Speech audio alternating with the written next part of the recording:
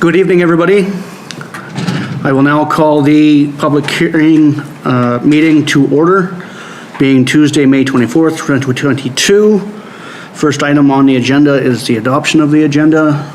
Councillor Blanchette, Councillor Pearson, any additions? Shouldn't be.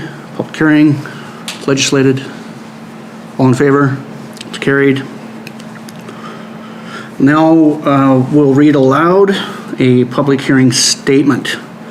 This public hearing dated May 24th, 2022, held at the Village of Valemount Council Chambers at 735 Cranberry Lake Road, Valemount, BC, VOE 2Z0. This public hearing is being convened pursuant to the terms of the Local Government Act prior to consideration of two items. It's proposed amendments. Number one, proposed amendment 2202 for amendments to add automobile repair shop as a permitted use in the C2 and C4 zones, and to update regulations for accessory dwelling units. At a public hearing, sorry, that would be one item consolidated, pardon me. At a public hearing, any person present who believes that they are affected by a matter being considered shall be given an opportunity to be heard on the matter contained in the proposal. Members of the public speaking to the proposal should, at the appropriate time, commence your address to this council by stating your name and simply your area of residence, at which time you may give us the benefit of your views concerning the proposal. Anyone who deems their interests are affected by shall be given the opportunity to be heard at this meeting. No one will be or should feel discouraged or prevented from making their views known. All who submit comments at this public hearing will restrict their remarks to the matters contained in the proposal. It is my responsibility as chairperson of this meeting to ensure that all remarks are so restricted. At the conclusion of a public hearing, council may, without further notice, give whatever effect council believes proper to the representation made at the hearing. Item 4, zoning amendment 2202, proposed amendments to add automobile repair shop as a permitted use in the C2 and C4 zones and update regulations for accessory dwelling units. So under 4.1, we do have a presentation by staff. Our planner, Ms. Eddy, welcome. Good evening. Tonight's public hearing is in regards to Village of Valemount zoning bylaw number 847-2021, amendment bylaw 858-2022. This is a housekeeping amendment to address some concerns that have arisen during the first year of implementation. The use of automobile repair shop was unintentionally excluded from certain zones in the community with the adoption of zoning bylaw 847-2021. This amendment will add the automobile repair shop to zones where it is best suited. Automobile repair shop will be added as a permitted use to the C4 zone and conditionally to the C2 zone west of First Street. Zoning Amendment 858-2022 also addresses some inconsistencies in the accessory dwelling unit regulations, specifically regulations in commercial zones. We're not working as well and we're more limiting than intended. Accessory dwelling unit regulations will be amended to provide separate sections for residential and commercial zones. This amendment will allow for more flexibility in commercial zones and correct some contradictions in the wording for accessory dwelling units. At the regular council meeting of April 12th, council gave first and second readings of the proposed zoning amendment. Notifications were posted as per the Local Government Act, and residents were invited to provide feedback at tonight's public hearing or via written submissions. And under 4.2, have there been any written submissions or summary of submissions received prior to the proceedings? Yes, as of noon today, there was one written submission received. Prior to reading the letter, I'd like to note that the use being requested in the letter was not included in the property's prior C4 zoning and is outside the scope of tonight's current zoning amendment. Very good. So, the submission was received from Claudia Frost of Tomcat Enterprises at 1455 Fifth Avenue. Dear Mayor and Council, Tomcat Enterprises Limited is the owner of the property and building located at 1455 Fifth Avenue, folio number 382000. As you are aware, the previous zoning of the property was C4. Zoning bylaw number 847-2021 changed the property to C2. The previous C4 use included service station, along with other uses in the C4 zone classification. The amendment bylaw number 858, 2022 has included the definition of automobile repair shop at 1455 Fifth Avenue. We would also like to include the definition of service repair and equipment rental shop. Under the current zoning bylaw 847, 2021, both zones C3 and C4 have the definition service repair and equipment rental shop. Considering the drastic change on our property from a C4 to C2 classification, we believe it is appropriate to include the service repair and equipment rental shop classification to 1455 Fifth Avenue. Regards, Claudia Frost. Thank you. Are there any verbal presentations from the public?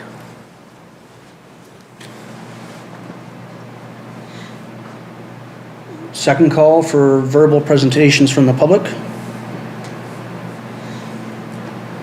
Third call, verbal presentations from the public. Under 4.4, as the proponent is the village, do you have anything further to add, Ms. Eddy? No, not at this time. Thank you. Are there any questions or comments? Be redundant under 4.5, so 4.6, questions of staff or for the proponent being the village from council. To be extremely clear, I do have a question that indeed service repair and equipment rental shop was not a use in that zone prior to the OCP change?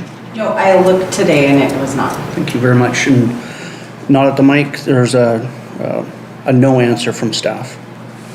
Any further questions? Right, I will now adjourn this public hearing. Thank you.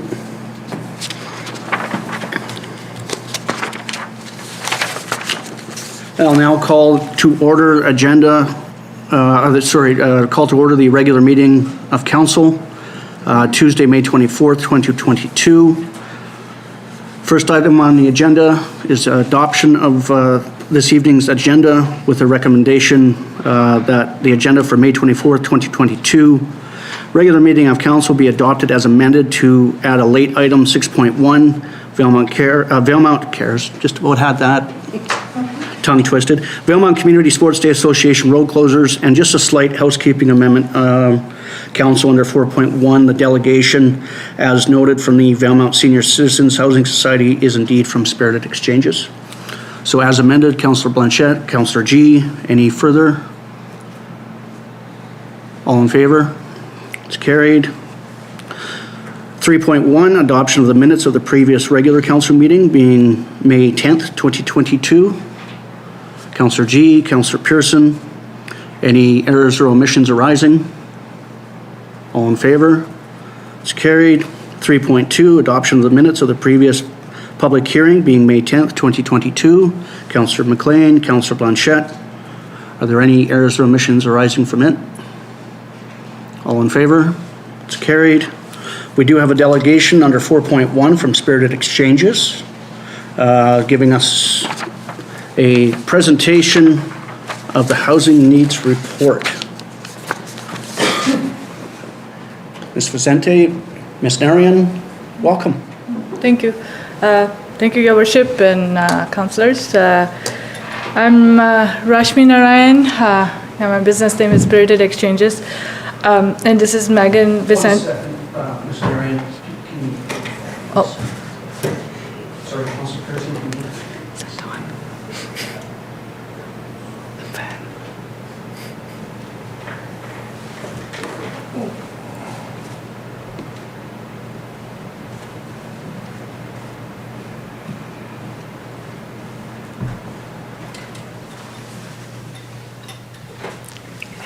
Thank you for your patience.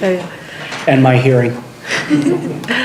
I'm Rashmi Narayan, and this is Megan Vicente, and we're here to present the final housing needs report. And as part of the requirement for the report is making a presentation to council.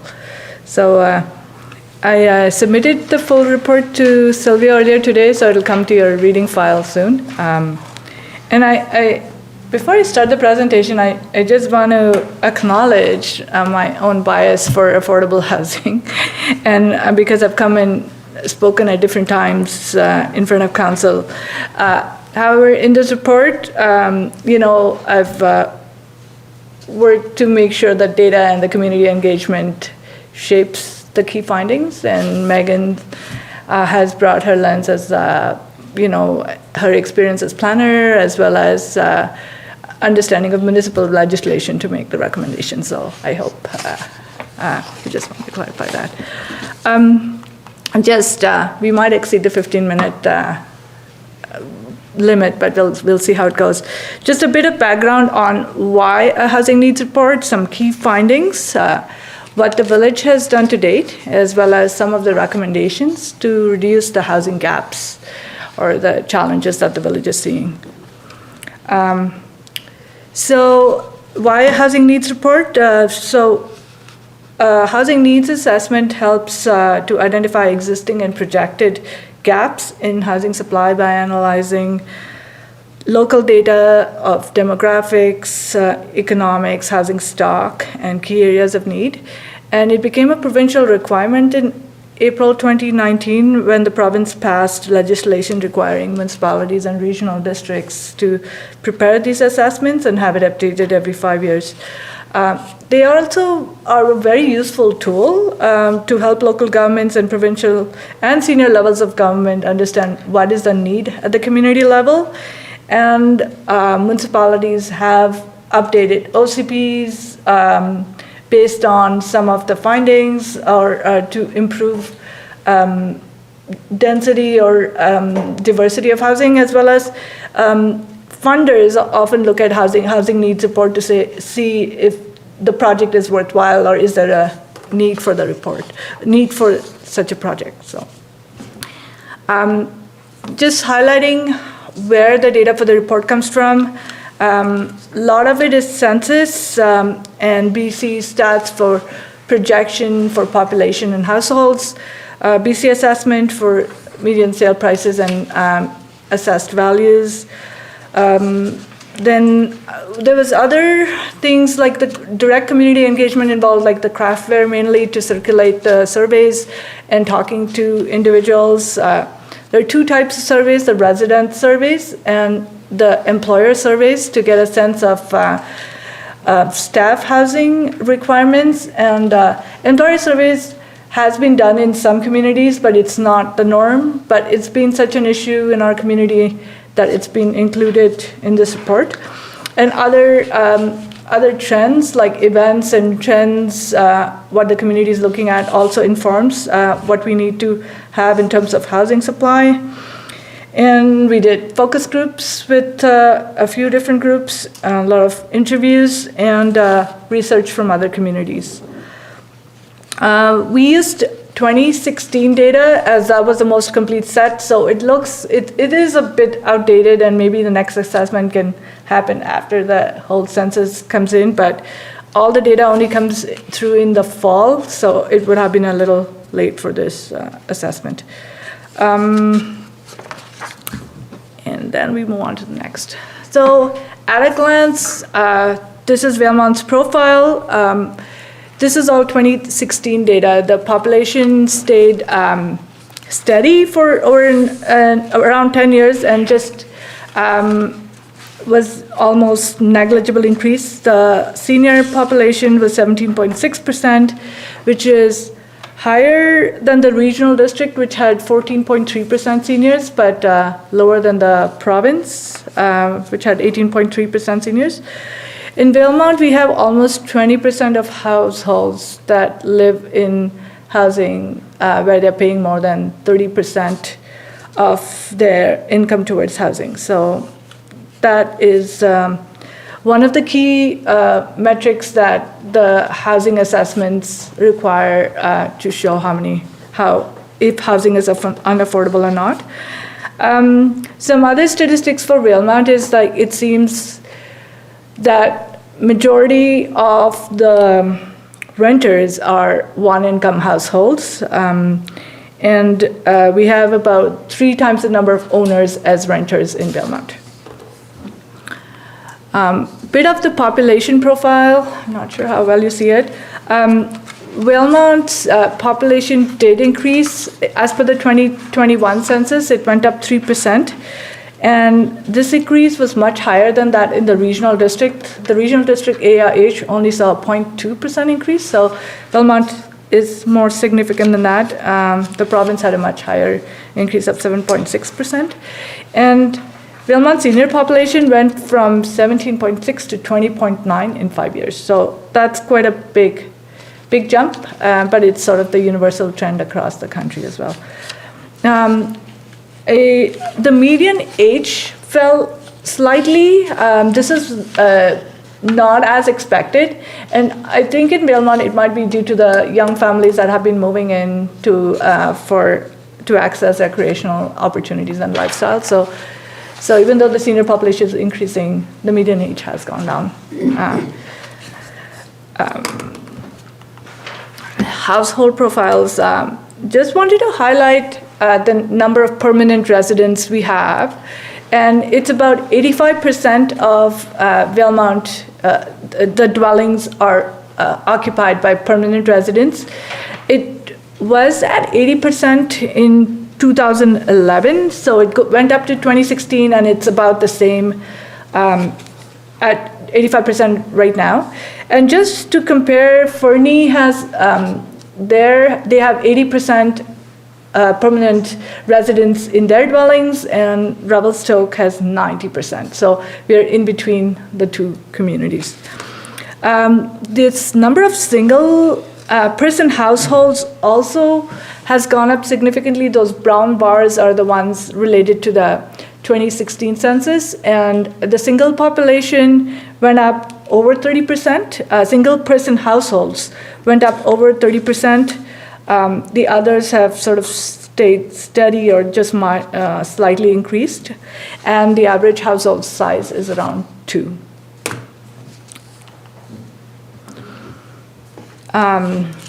The labor profile, so we know after the closure of the sawmill in 2006, Valemount has shifted to a more tourism-based economy, and what this transition means is that Valemount is having more service sector jobs, and that's why you might see a change in the income of owners. Also, to compare the chart to the right, the topmost line, the faint line, is that for BC's median, the province's median income, which is much higher than the other lines. Just below it is that for owners. The one below that is for overall Valemount's median income, and the median income of renters is the lowest of all. So when people talk about how housing is affordable in Valemount, it's not as affordable for Valemount residents. So just something to note. This is based on the 2016 census, and we have 65% of the homes that have been built before 1980. And so aging and maintenance of dwellings is going to be a growing problem. And just to highlight, we don't have the housing diversity in Valemount, like 325 households out of 500 are single-family dwellings. And when we look at, there are 205 single-person households.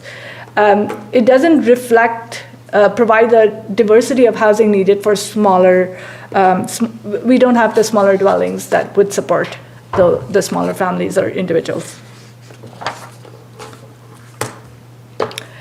This is a bar chart that shows the median values of dwellings. I used the Ministry of Finance report for it, and it's very close, only because it gave me the split up for every year. It's very close to the BC assessment values.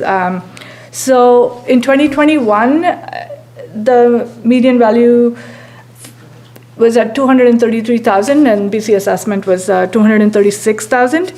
And the difference in the median sale price for 2021 was nearly 100,000, 335. So, and the jump from the previous year is 54% from 2020 to 2021. And this is data from BC Housing.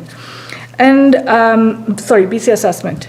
And the median listed price in April was $517,000 for a single family dwelling within the village. And when I looked in January, there were 7 vacant lots for sale, and they were $125,000. There's none now, or at least there weren't any a few last time I checked. And just to put it in context, that $125,000 now, and in 2015, a lot was $22,000. So that's been the big jump in the cost of vacant lots. Shelter cost by tenure. Tenure refers to whether a house is owned or rented by the household. And renters pay slightly higher costs to own. And when we say shelter cost, it includes whether it's rent or mortgage, but also taxes and hydro and everything.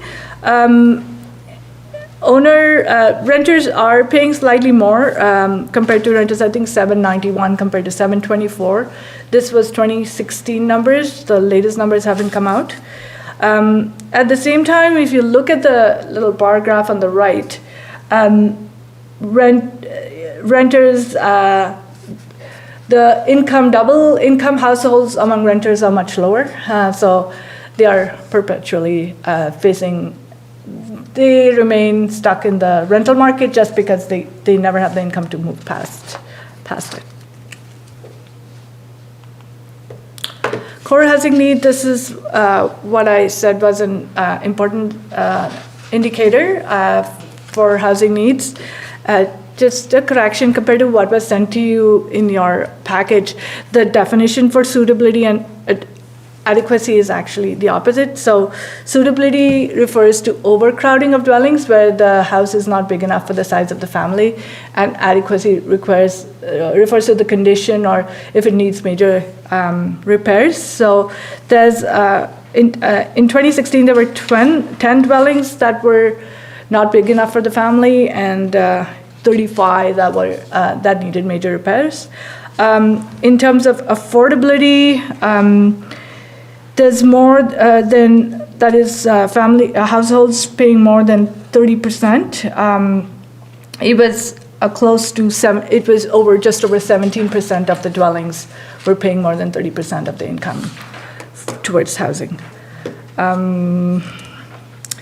And I think the extreme or severe housing need refers to households that pay more than 50%, and there were 40 dwellings that were paying more than 50% of the income on housing, and 85 paying more than 30%.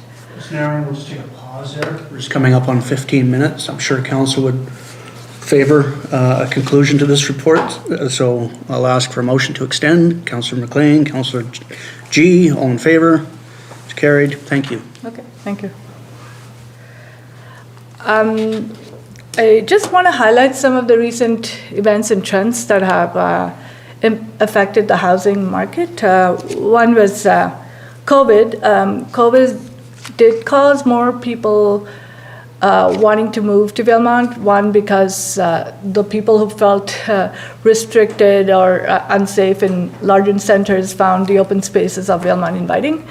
And also the appeal to work from home, the push to work from home during the pandemic also made Valemount attractive as well. The pipeline we know has impacted both rental prices as well as housing prices, and tourism. The bike park has drawn a lot more families to Valemount from West Coast, from interior BC, Alberta, and even Ontario. Many of them seem to be young families, and realtors said there's also this 55-plus age group that is moving from centers like Revelstoke and Pemberton, who are finding those communities more expensive and more populated and want a quieter lifestyle. So we are seeing that demographic as well. This is sort of a requirement of the housing needs report, and the number of current units needed as well as future 5 years from now. And basically, these have been estimated based on population growth. The current need is, and also weighted for the number of single-person households. So just making sure that that is reflected in the demographic, and that seniors, there is going to be an aging population as well. In the future need, I also incorporated some data from the staff housing requirements that came in through the employer surveys. And to put it in context, why when we say there's a current need of 55 units and future need of 44, Valemount Affordable Rental Society introduced like 13 units last year, and between Robson Valley Community Services and the Valemount Senior Citizens Housing Society, there will be another 32 in the next 2 years or so.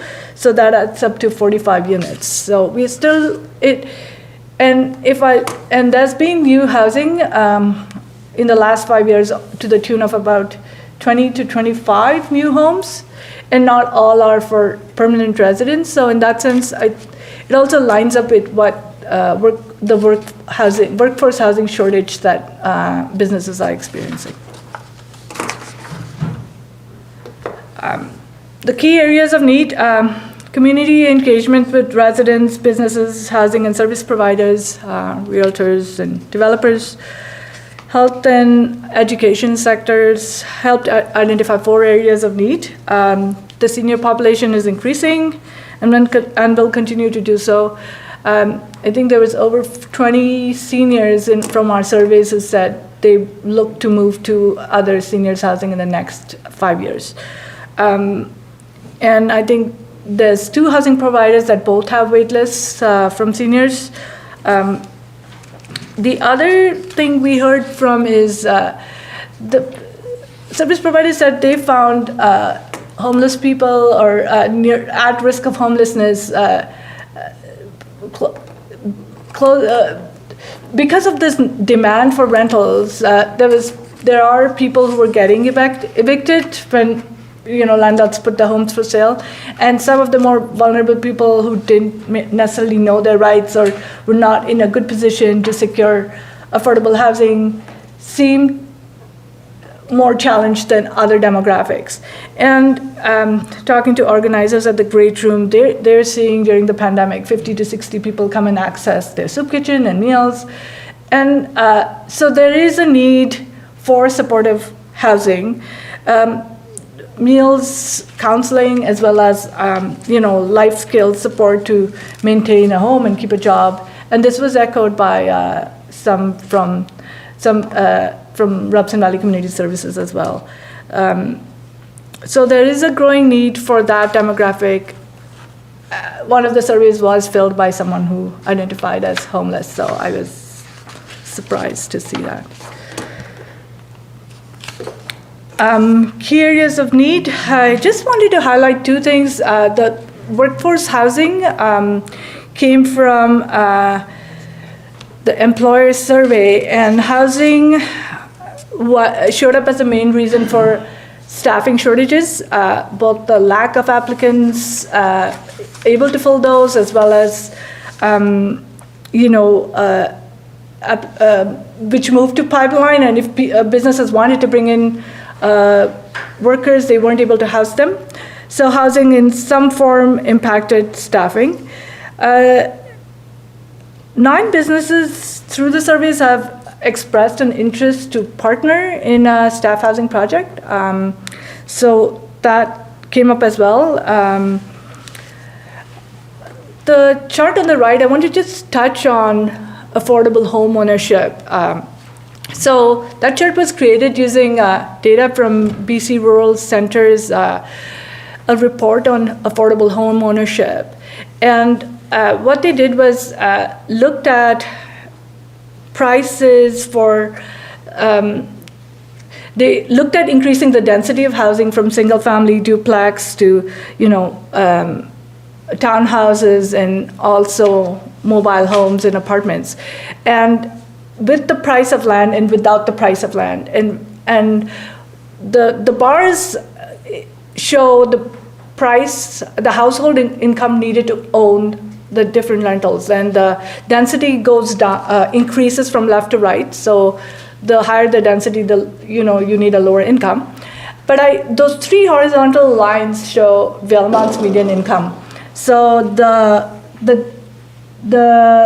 top, the middle line is the overall median income. So you can see, single family dwellings, and the second one is a duplex is out of reach for the average median income to own. And the top line is one for median income of a household with 2 incomes, and the bottom one is 1 income. So just to put things in perspective, the kind of if somebody had to own, higher density offers opportunities for ownership, as well as if there is an opportunity for removing the price of land, it also makes it more affordable. Megan will touch on how that might be possible. Some of the responses, so it's not all doom and gloom, those numbers. The village has done considerable work in the last 5 years on housing. After the 2016 Housing Needs Report, the Housing Committee was created. It was active in suggesting bylaw changes. Our Radloff and Associates completed a site assessment, feasibility study of 3 sites, and identified the Ash Street site for future affordable housing development. Megan Ventures Planner also did some major zoning bylaw changes that reduce the lot size as well as minimum dwelling size, which makes it more affordable, more affordable to develop housing. And the OCP update was a major one. There's a lot of references to housing, to increase density, and for more types of housing, diversity as well. Maybe Megan can talk more about it. The village has also supported 3 housing providers in developing more housing, and VARS is complete, and I think they're looking at other more opportunities as well. And RBCS, the building is coming up, and we'll see 14 units there, and Belmont Senior Citizens Housing Society is looking at 18.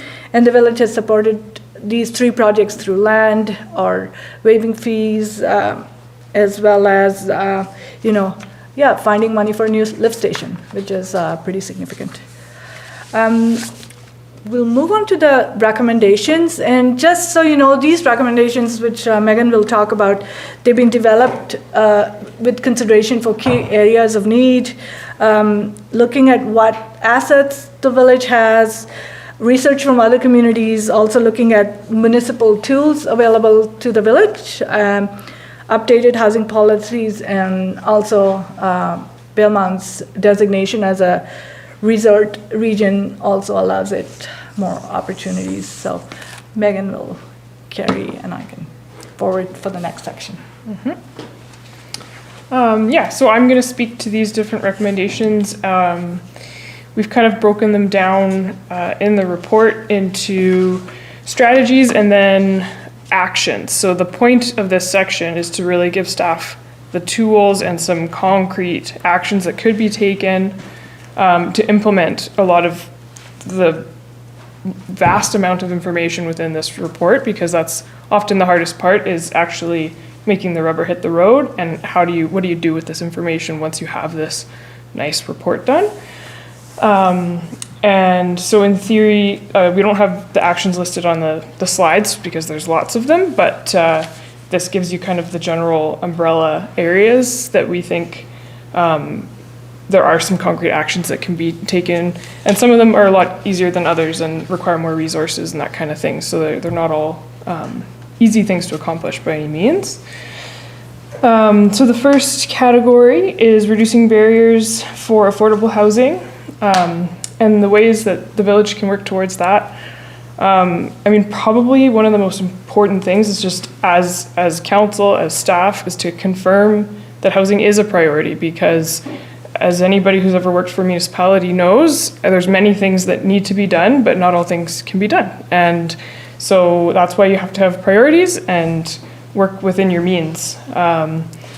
So confirming housing as a priority might be some direction from council to staff to say this is indeed a priority, that we would like staff to be working, putting time towards this, or create this, where the priority fits in comparison to all the other municipal obligations. And, that might include identifying a staff member that is responsible for it, or a group of people who are responsible for it. And clarifying roles and responsibilities is a big one that can be done at the staff level as well. And then streamlining processes. So this is all processes to do with development. There's often ways that things can be made easier for the public, just something simple like a zoning amendment, or, if there's something that you want to make easier, like if you want to encourage infill in the downtown core, then make that easy for people, and it's a way to identify where the gaps are, maybe like where the cumbersome processes are, and spend time basically streamlining those processes. Updating existing bylaws and policies. So this is an ongoing thing. This is something the village has done lots of. The OCP and the zoning bylaw have had significant updates recently. But obviously it's it's an endless task in a way, and can always be fine-tuned based on what's needed at that time. The public hearing that just took place was addressing some complications with accessory dwelling units. That's a perfect example of just keeping your eye on the ball, paying attention to the trends, seeing what doesn't work, and updating as you go. And within the lens of affordable housing, obviously it's with a focus on density, diversity of housing, and that kind of thing that increases affordable housing options. Monitoring short-term vacation rentals. So this is an item that was identified through the process of updating the OCP and the zoning bylaw. And, compared to some other tourist communities, Valemount maybe doesn't have as severe an issue as other places, but it's something that, as long as we stay a step ahead of it, I think things will continue to be okay. So it's very much something that needs to be revisited as things change, as tourism, if it increases, and all that kind of thing, because it becomes a problem very quickly if you don't pay attention. Evaluating development cost charges for housing. So DCCs are something that every municipality has to update every once in a while, and it's a big cumbersome process, and it's something that I know has been kind of loosely on the books for Valemount for a while. So the next time that DCCs are, coming to the top of the pile for updating, something to look into is that because Valemount is a resort region, they're eligible to have a different category of DCCs that not all municipalities are, and it's for employee housing. So it's something to keep in mind as part of the next DCC update, and we've got some actions that speak to that would help guide staff through that process. Simplified development requirements. This is kind of in line with streamlining processes.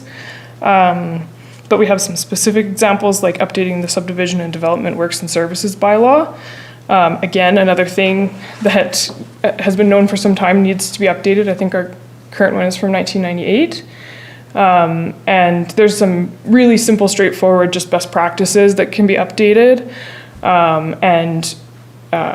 Even that bylaw has implications to housing affordability, and making the development process simple and clear so that when developers come to the table, they're not discouraged by confusion and archaic requirements and that kind of thing. So little things like that can help. Take another little pause there. I don't think I've ever been witness to a delegation that's taken more than half an hour, but I'm liking where it's going, so.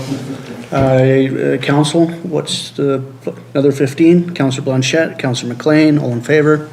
It's carried. Okay, I'll go fast. No problem. Thank you.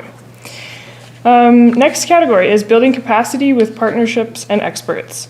Again, I would consider this a continuation of things that the village is already well on its way. We have amazing partnerships with, the Seniors Housing Society and many others that have come up over the years. And I think the village is always open to partnerships, and I think that is really something that the village is well on its way with. Some areas that we kind of brainstormed that could be done even further are advocating with senior levels of government. This is something that can be done through UBCM platform is a big one.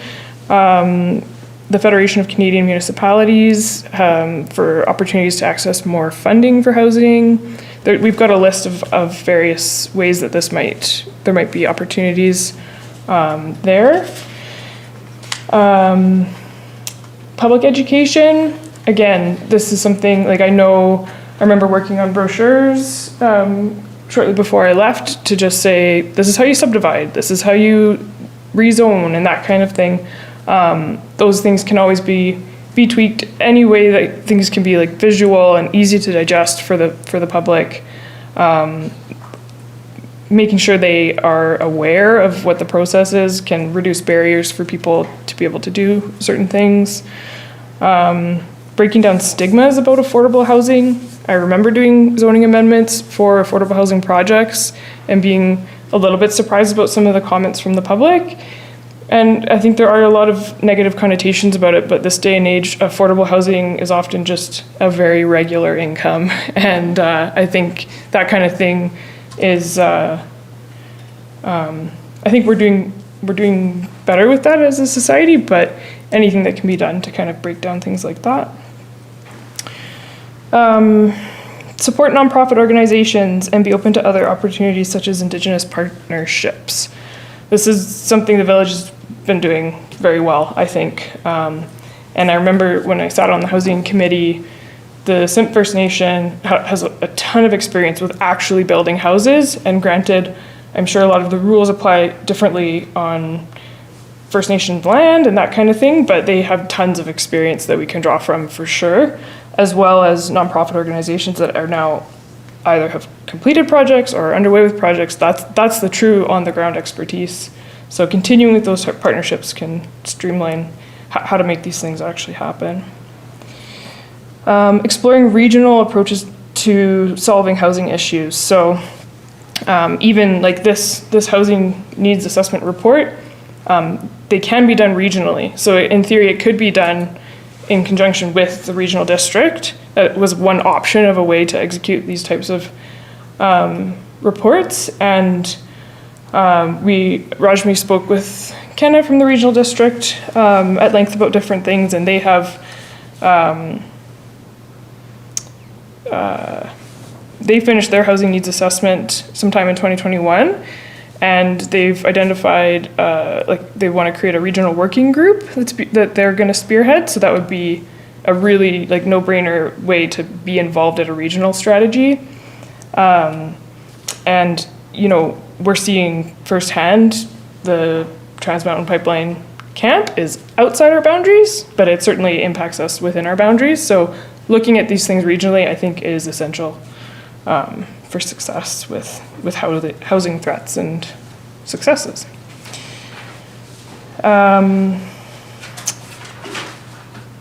Tap into regional expertise, that's kind of the same thing, but we have other, like the Columbia Basin Trust, the provincial government, Simpcw First Nation. There's lots of bodies that have lots of knowledge about housing. And then reach out to businesses, developers, and tourism stakeholders. So far, the partnerships that the village has embarked on have all been with nonprofit organizations, but the village can partner with for-profits as well. There's lots of examples of that throughout BC and Canada. And yeah, we've talked a little bit about that in the past, and there's lots of opportunities if the village is open to them, and if they present themselves, it's a good thing to jump on. Implement new tools, bylaws, and policies. So this is a kind of one step beyond updating existing bylaws and policies, is that there are some tools that we have yet to need or tap into. Some of the ones, a lot of these ones came from my discussions with municipal staff at Whistler and Nelson and Revelstoke, and I kind of asked them, what do you use the most? What are the things that have had the biggest impact on your actual rollout of affordable housing strategies? And things like a staff housing policy, incentivizing development in areas where you want it, regional growth strategy, a housing reserve fund, so a fund that contributes to housing projects, or, you know, I'm sure you can, there's different ways to define what a housing reserve fund contributes to, but just identifying areas that tools that can be used that haven't been used yet, basically. And on the top of the list, I've got achieve OCP implementation targets. So there are already a list of targets within the OCP that are related to affordable housing.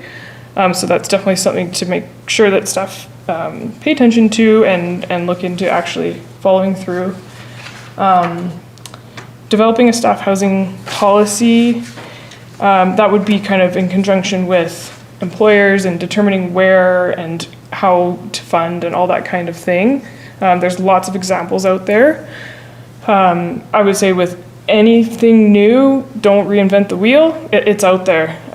Especially, I spent a bit of time on the Whistler, I think it's the Housing Authority. It might be through the municipality, I can't remember.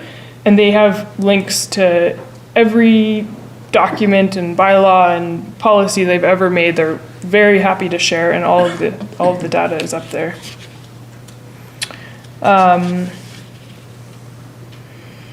Incentivizing development, it's all about, I kind of touched on this, there's things like revitalization tax exemptions that can be implemented in areas where if you want a certain type of development in a certain area, you can give tax breaks for a finite amount of time that incentivizes people to actually develop.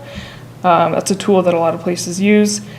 Inclusionary zoning is another one.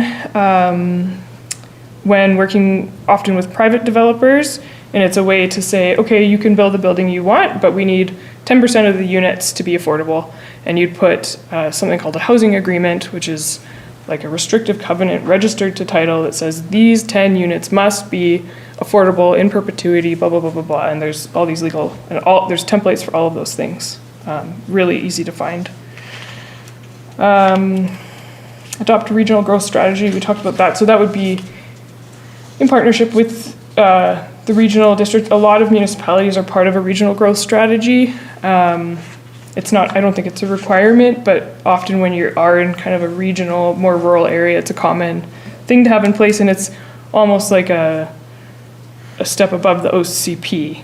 Not in a regulatory sense, but it's kind of, it functions like an OCP for a region as opposed to just a municipality. And establishing a housing reserve fund, that's kind of on the financial end of things. And last category. I'll go through this as quick as I can.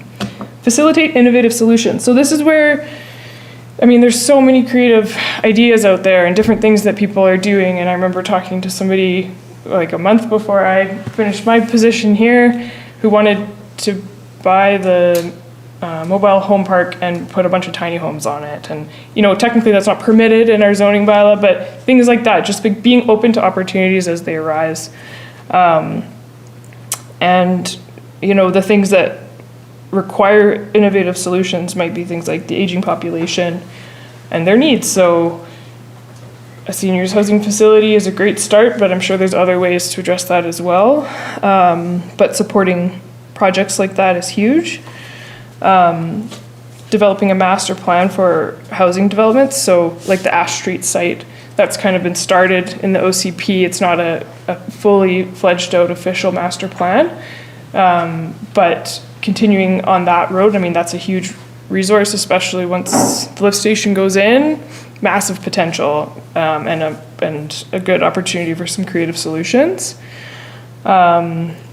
Regional Housing Authority, we've kind of touched on that a little bit.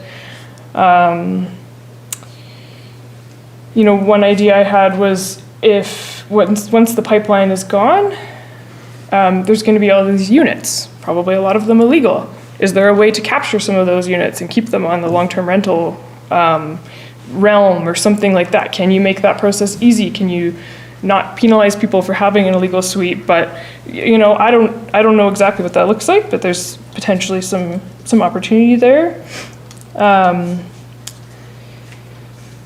Promoting housing diversity and infill, development of large vacant parcels. There's a million other funding opportunities, I'm sure, that haven't been tapped into.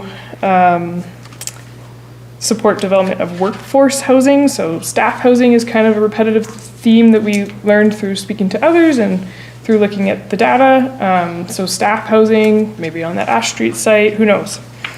And then different types of home ownership and all sorts of different kinds of ways that people can be homeowners or renters or whatever. There's so many different templates out there, and people have done everything, so there's people to copy.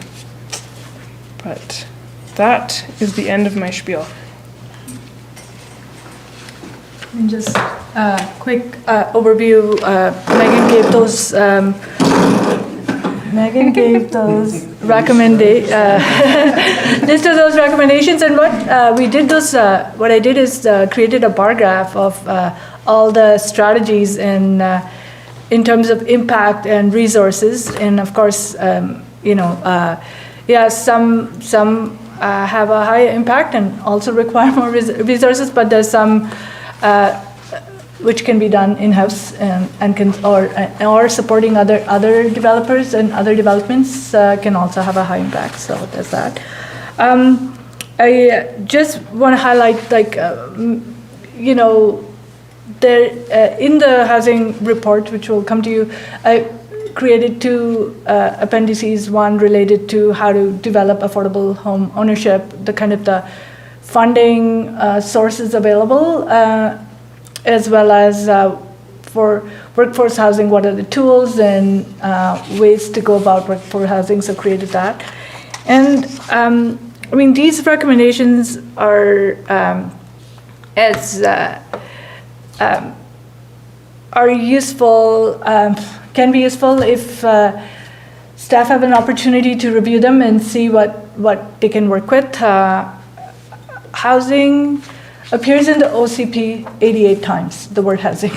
So it is definitely seems like an important priority. How it translates into action is something we'll see.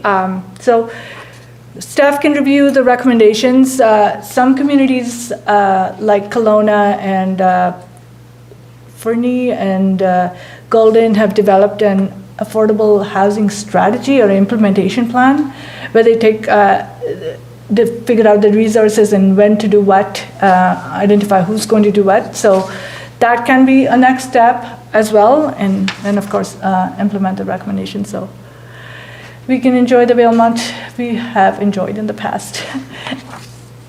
Okay. And sorry, it's been a long presentation. Worth it. Thank you very much. Motion to receive. Councillor Blanchette, Councillor MacLean. Questions for the delegation? Comments?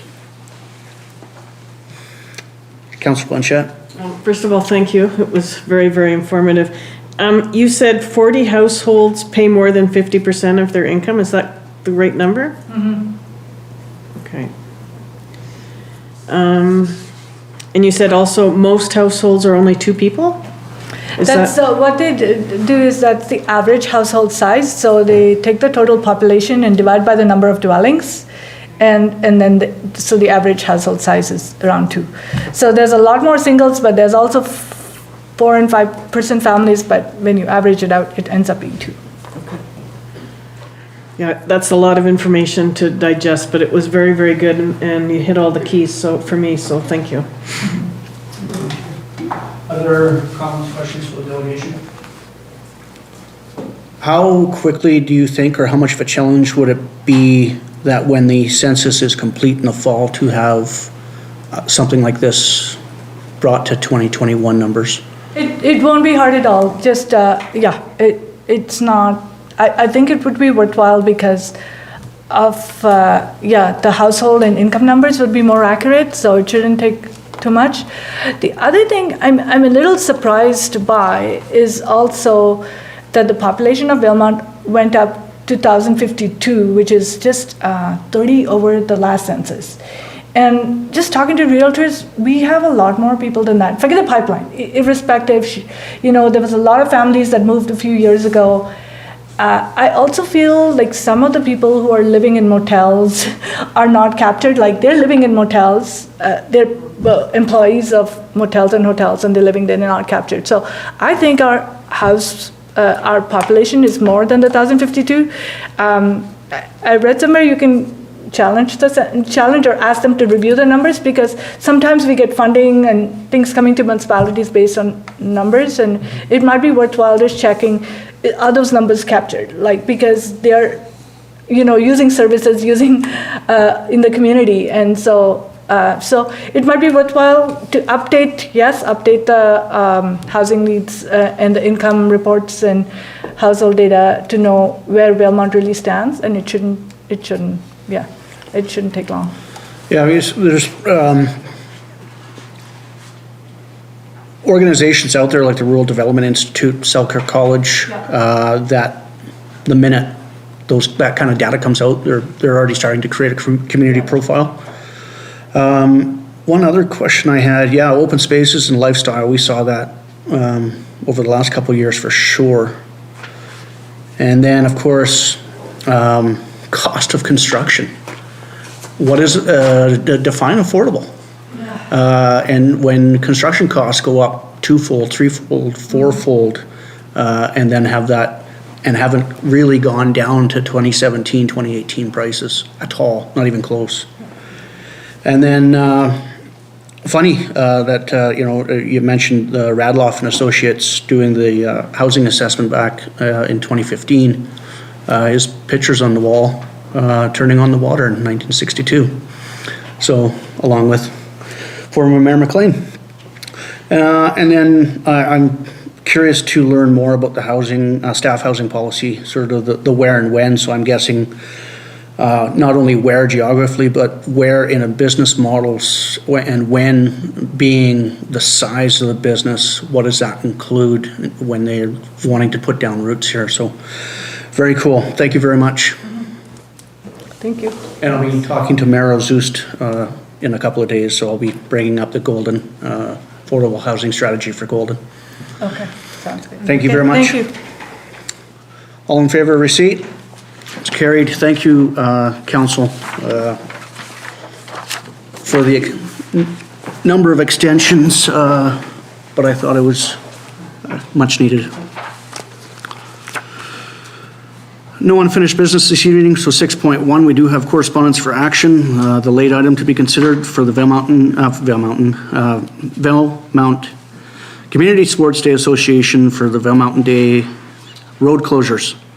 Recommendation here, the council authorize the following road closures in support of the Valemount Community Sports Day Association, Valemount Days. I'm going to just shorten that to Valemount Days, if it's ever used from now until Valemount Days. June 10th from 5 to 9, 5th Avenue between Cedar Street and the crosswalk in front of 1150 5th Avenue, also known as Gathering Tree. And June 11th, 10:30 to 12 p.m., 10:30 a.m. to 12 p.m. flowing east-west 5th Avenue from Main Street to Dogwood Street to 9th Avenue crossing Elm Street at the Valemount Curling Rink. This is subject to A, road closures being advertised in a local paper the week prior to the event, and B, the proponent meeting with Public Works Superintendent prior to the event to confirm details of road closures and Public Works availability. It's Council's wish. Councillor G, Councillor MacLean. Discussion, authorizing road closures for an event that we haven't seen in a much needed event that we haven't seen in some time. All in favor? It's carried. Anything in the reading file that council would like to bring to service? Councillor Pearson. Just item 2, the Trans Mountain newsletter. I found it to be a rather underwhelming document. Not a lot of content there. It'd be nice to see a little more feedback from our Trans Mountain neighbors. Especially with no working links in that document. Exactly. It's I think it was what looks to be a copy and paste right off of an email or website, and without any sort of. Yeah, a little disappointing. Agreed. Anything else, council? Nice to see a water use plan update for the Upper Columbia.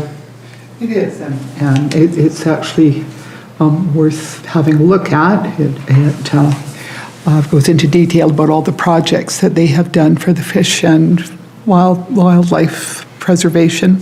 Around here, I believe the main one was the woody debris, getting rid of the woody debris to help the ecosystems. That was about it for the Canoe Reach, is all I read in there. Did you see more?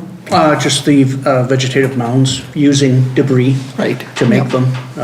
Right. They've been working on that a couple of years, I think ever since Mark Sheridan took over for Dean DeBeeson as the natural resources specialist. And it was we were curious as a joint committee to see how they would react to varied reservoir levels and wave action, to see if they could stand up to it or just get ripped apart by the beast we know as Kinbasket, the beauty and the beast of Kinbasket.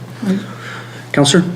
Just on that note too, it'll be interesting to see if they get their increased surcharge this year and we go a foot over full pond, how much more debris we're gonna be dealing with in the lake. It's gonna be pulling it off a lot of new shorelines, so. It'll be, The erosion Yeah. goes. yeah, there'll be new introduction as well as the reintroduction of the bathtub rig from Yeah. last year. I mean, I think we were 11 feet under full pool last year. Yeah. So even taking it within a foot over of last year, we'll pull some of that back in. Yeah. Anything else, council? Okay, administrative reports, 8.1, looking at a development permit at 2201 for 1002 Fifth Avenue. And recommendation here, development permit 2201 be to move forward with a 2-parcel subdivision at 1002 Fifth Avenue, legally described as Lot A, District Lot 9778, Caribou District Plan 14501, be approved. Councillor Pearson, Councillor Blanchette, discussion. All in favor? It's carried. Bylaws and policies, 9.1, Village of Valemount zoning bylaw number 847, 2021, amendment bylaw 858, 2022. Recommendation here, the Village of Valemount zoning bylaw number 847, 2021, amendment bylaw 858, 2022, receive third reading. Councillor Pearson. Councillor G. Discussion. All in favor? It's carried. 9.2, Village of Valemount general elections and voting bylaw number 860, 2022. Recommendation here that Village of Valemount general elections and voting bylaw 860, 2022 be given first, second, and third reading. Councillor Blanchette, Councillor G, discussion. I did have an opportunity to reach out to both Fernie and Clearwater. So Fernie, a population of 5,200 and change, Clearwater 2,300, and both who I talked to cited a lack of dedicated resources for mail-in ballots. So I don't think we're going to be the only municipality to consider not doing such a new program through local government elections. I think the majority of municipalities will want to see it fleshed out over, see who gets sued in October and who doesn't. There's different places to start that initiative too, not an election. Yeah. All in favor? It's carried. 9.3, Village of Valemount zoning bylaw, number 847, amendment bylaw, number 861, 2022. That'll be given first and second reading. Councillor Blanchette, Councillor Pearson, discussion. All in favor? It's carried. No new business this evening. Are there any notices of motion to be brought forward? Council reports. Start with what I know is the easy one. Councillor Pearson. The only thing I had in the last 2 weeks were CAO interviews on the 12th and 16th, along you. with the rest of council. Councillor G. Am I allowed to just say ditto? The same, Yes, you are. same thing. That's all I have to report. Councillor MacLean. I too participated in the CAO interviews. And on May 19th, I attended the Columbia River Treaty Virtual Information Session, Canada-US Negotiations, where we are and what's to come. It was put on by the province. And even though I have been involved to this extent for 3 years now, I still learn things where they were explaining to the public things that I hadn't thought about asking about. So it was really good, and it was the first of two. The second one, I believe, is mid-June. So hopefully. Round 12 now? Yeah. Right, well, at least we're still negotiating, and it's not quite 2024 yet. That concludes your report. It does, yes. Councillor Blanchette? May 2nd, I had elder care meeting, and on the 12th and 16th, I joined you all with the CEO interviews. And on May 16th, Dr. Neil Hanlon from UNBC reached out to me, and we had a long chat about the project Partnering for Change 2, Transforming Primary Healthcare in Northern BC. It's something we started a few years ago, and so we've been working through this process. And what we've been doing is we've been examining efforts of the Northern Health to partner with physicians and local governments to achieve greater integration of health services and communities throughout the region. So we had about an hour interview, answered some questions, talked about the municipality health services, how our patients are doing. Like I said, it was part 2 of our thing that we started years ago. So it was quite good. And I'd sort of forgotten that this was our year of summarizing it all. So the findings should be out shortly. And that's everything. Thank you. I too participated in the CAO interviews and then on May 17th, Columbia Basin Trust Investments Committee. And then May 19th, a day in Prince George, the regional district, starting with environment and parks, public safety and emergency management, agricultural land use, and finally the open board meeting in the afternoon. I think that concludes my report. Motion to receive. Councillor Blanchette, Councillor MacLean. Further questions or comments that were brought up during the reports themselves? The young lad that's doing a paper from UNBC on his master's thesis on wildfire in rural areas would really like to meet with the council members of the Clean Air Task Force. Oh, I think he sent an email. So Yeah. if I can Okay. lock down some dates for that, I think he's coming to town. Okay. All in favor of receipt? It's carried. Calendar events is there for everyone's enjoyment. So now we have time for public comment on items under 14.1 on items considered by council as part of the approved agenda. Are there any public comments this evening? Might have to give you the old preamble first. Comments and questions. The following conditions apply to all public comments. Number 1, comments and questions will only be regarding on an item on the current agenda. They must be put forth, they must be on topics that are not normally dealt with by village staff as a matter of routine. They shall be addressed through the chair and answers given likewise. Debates with or by individual members of council or staff are not allowed during the public comment period. No commitment shall be made by council in replying to a question, this matter which may require action of council shall be or could be tabled to a future meeting of this council. Most importantly, bylaws and TUPs that have been considered at a public hearing but not yet received final approval shall not be raised during public comment. Individuals must state their name and simply their area of residence for identification purposes, and they will be limited to 2 minutes. Welcome. Thank you, Mayor and Council. My name is Claudia Frost. I live in the regional district of Fraser Fort George on the outskirts of Valemount. I do have might be more of a question than a comment. I just wanted to say that, as you know, the bylaw 858-2022 was given third reading. And I just wanted to make a comment that 1455 Fifth Avenue, that's one of the properties that it was being considered in that zoning bylaw amendment, was previously zoned C4 commercial. And I know there was a comment made that it did not have service of engines and rentals, but neither did, in my understanding, any other property in C4. And yet now C4 includes that definition. So I just wanted to bring that to council's attention. I'm saying that, well, we didn't have it before, but now, and nor no other C4 had that, and yet now they have that definition.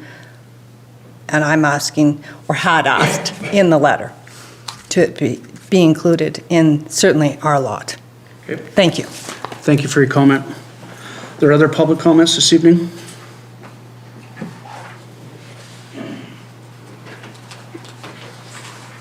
Any further comments this evening from the public? Motion to receive. Councillor G, Councillor Pearson, all in favor of receipt? It's carried. Now give notice under 15.1 to proceed in camera for the consideration of one item per section 91A of the Community Charter to discuss matters related to A, personal information about an identifiable individual who holds or is being considered for a position as an officer, employee, or agent of the municipality and/or another position appointed by the municipality. It's council's wish. Councillor Blanchette, Councillor G, all in favor? It's carried.